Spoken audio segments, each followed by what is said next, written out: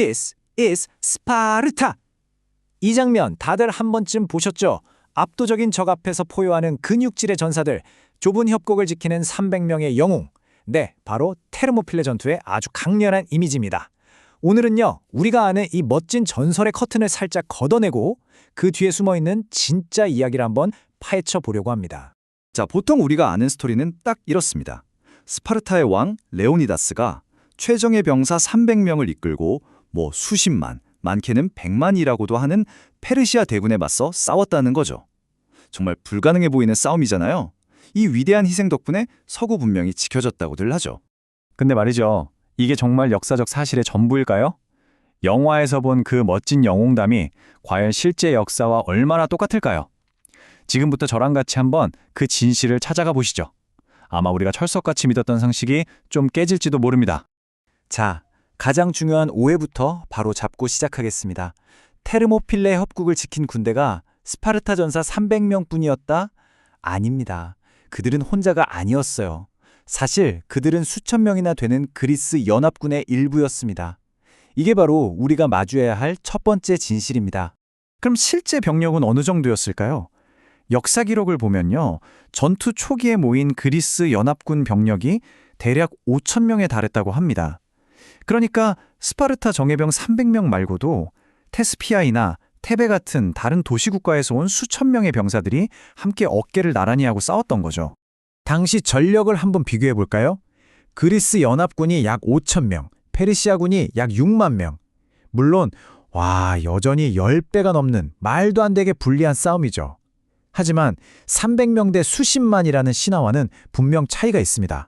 이건 스파르타 혼자만의 외로운 싸움이 아니라 거대한 페르시아 제국에 맞선 그리스 전체의 연합 저항이었던 겁니다. 자, 그럼 이런 질문이 생기죠. 아니, 5천 명이나 같이 싸웠는데 왜 유독 스파르타 300명만 전설의 주인공이 된 걸까요? 그 이유를 알려면 스파르타라는 도시, 그리고 그들의 전사들이 얼마나 독특하고 특별했는지를 알아야 합니다. 스파르타 전사들의 그 무시무시한 강인함은 바로 아고게라는 교육 시스템에서 나왔습니다. 이게 뭐냐면요. 남자아이들은 7살이 되면 가족을 떠나서 공동 숙소에 들어가요. 그리고 오직 완벽한 전사가 되기 위한 정말 끔찍할 정도로 혹독한 훈련만 받습니다. 고통과 굶주림을 참는 법, 그리고 국가에 대한 절대적인 충성심, 이런 것들을 몸에 새기는 거죠.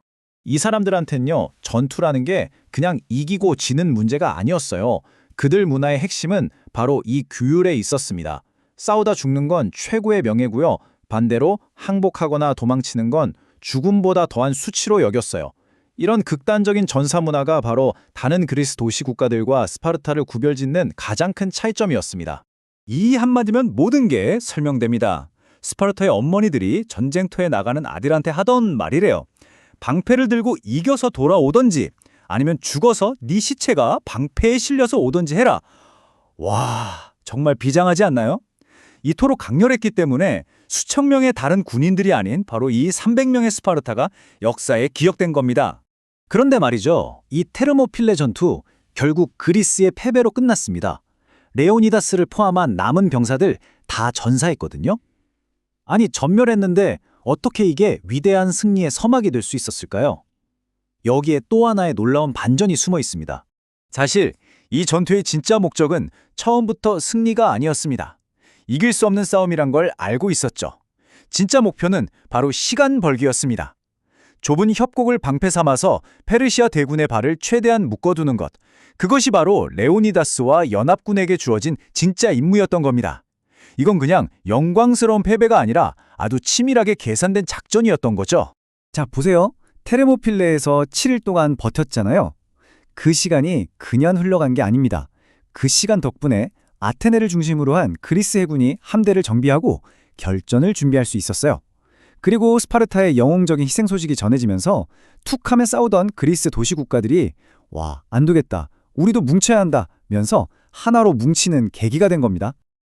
그리고 마침내 살라미스 해전에서 그리스 해군이 페르시아 해군을 상대로 엄청난 승리를 거두면서 전쟁의 흐름을 완전히 뒤바꿔버립니다.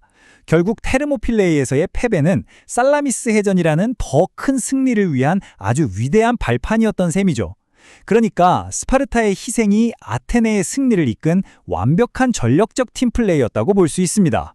자, 이제 우리는 테르모필레 전투의 진실에 꽤 가까워졌습니다. 300명이 아니라 5,000명의 연합군이었고 단순한 패배가 아니라 전략적인 지연 작전이었죠. 그럼에도 불구하고 왜 우리는 아직도 300명의 신하를 더 강렬하게 기억하는 걸까요? 바로 이게 신화의 힘입니다. 수천 명의 연합군과 복잡한 해군 전략, 이런 현실적인 이야기는 좀 복잡하잖아요. 그것보다는 불가능에 맞서 싸운 300명의 비극적인 영웅 이야기. 이게 훨씬 더 단순하고 강력하고 또 우리 마음에 확 와닿는 거죠. 뭐랄까, 역사가 머리로 이해하는 다큐멘터리라면 전설은 가슴으로 기억하는 영화 예고편 같은 겁니다. 오늘 우리는 영화보다 어쩌면 더 극적인 역사적 진실을 살펴봤습니다. 불가능에 맞선 300명의 신하도 물론 위대하지만 공동의 위기 앞에서 힘을 합친 5,000명의 연대, 그리고 더 큰 승리를 위해 기꺼이 자신들을 희생한 그 전략적인 판단, 이것 또한 그에 못지않게 정말 위대한 이야기 아닐까요? 여러분은 어떤 이야기에 더 마음이 끌리시나요? 한 번쯤 생각해 볼 만한 문제인 것 같습니다.